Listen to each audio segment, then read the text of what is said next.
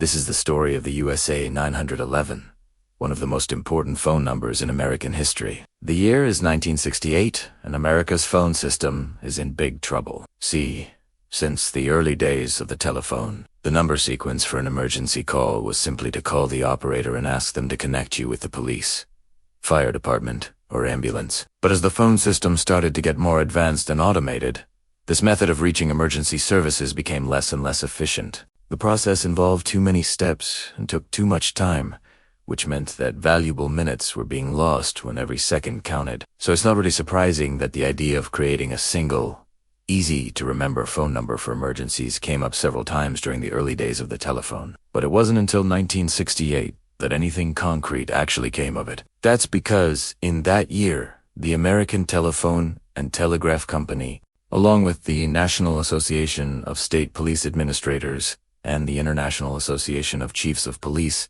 got together and decided to create a national 3-digit number for reporting emergencies. After considering several different options like 333, 444, and 666, they settled on 911.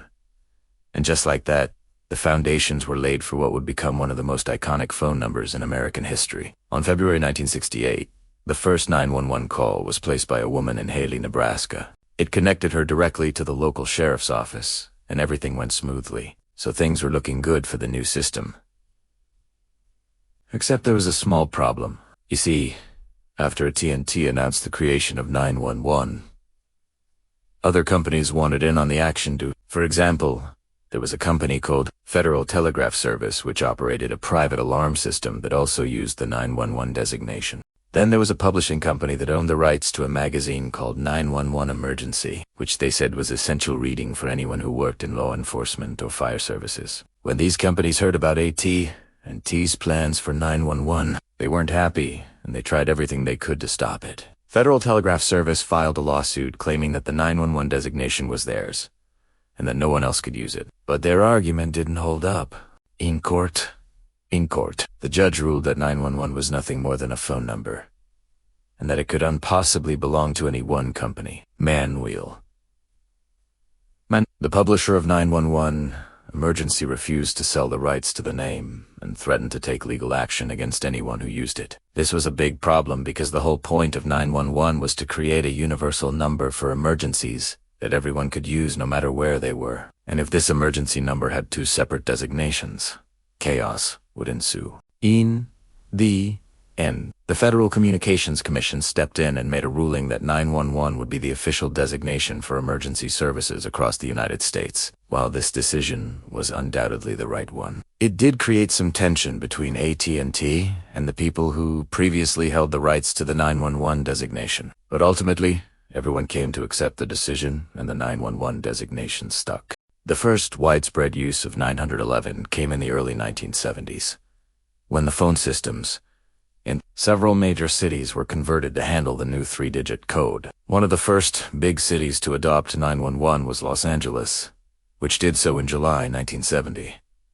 The change didn't happen overnight, though. It actually took several months to reprogram all the equipment and train all the operators. But once it was up and running, 911 calls started coming in. One of the first and most famous 911 calls was made on October 27, 1970 by a man in California who needed to report a burglary. He dialed a new 911 number and immediately connected with the police. From that day forward, the 911 system in LA grew rapidly, and soon enough, the city was getting dozens of 911 calls every single day. By the late 1970s, 911 had become very popular in California and several other states. And by the early 1980s, the FCC had declared 911 as the official nationwide emergency number. This declaration led to even more widespread adoption of 911, and by the end of the 1980s, it was being used throughout most of the United States. Today, it's hard to imagine life without 911.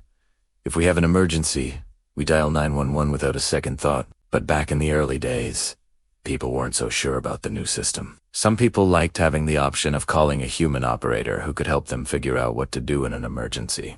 Others worried that if everyone started dialing 911 for every little thing, the system would quickly become overloaded and emergency calls would get delayed. There was even a sense of fear from some quarters that the 911 system was nothing but a plot by the government and large corporations to spy on people and infringe on their privacy. Despite these concerns, 911 slowly but surely won over the hearts and minds of Americans and became the de facto standard for emergency services, and the reasons for its success are numerous. For starters, it's a very easy number to remember, which means that people are more likely to use it in an emergency situation. It's also a very short code, which means that it can be dialed quickly and efficiently, and perhaps most importantly, it provides a direct line to emergency services, which means that people are more likely to get the help they need when they need it. Another reason why 911 has been so successful is the widespread adoption of caller ID. Caller ID makes it very easy for people to identify incoming calls, which means that they're more likely to answer the phone when emergency services are calling back. And finally, the 911 system has been heavily promoted by the government and emergency services organizations. This promotion has helped to raise awareness of the 911 system and encourage people to use it in an emergency. Looking ahead, the 911 system is likely to continue evolving as technology changes.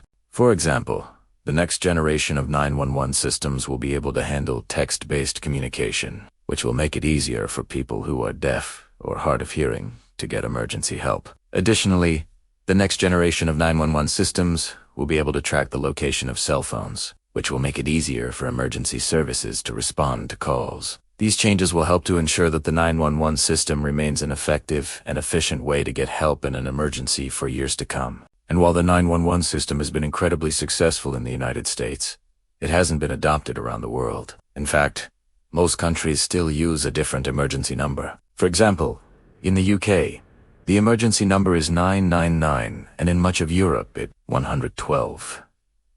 The different numbers are largely due to historical factors and the fact that different countries have different phone systems. However, there is a growing movement to create a global emergency number. The idea is that having a single emergency number would make it easier for people to get help when they re in a foreign country and do you know the local emergency number. Additionally, a global emergency number would make it easier for emergency services to communicate with each other across international borders. While a global emergency number has yet to be decided upon, the 911 system in the United States continues to evolve and improve, and we should all be grateful for the hard work of the people who made it possible. Thank you for watching. If you enjoyed this video, please leave a like and consider supporting us through various platforms. Your support helps us to keep producing videos about important topics like the history of the 911 system. We have lots of interesting videos coming up, and your support will help us to make them even better. Thanks again for watching, and we'll see you in the next video.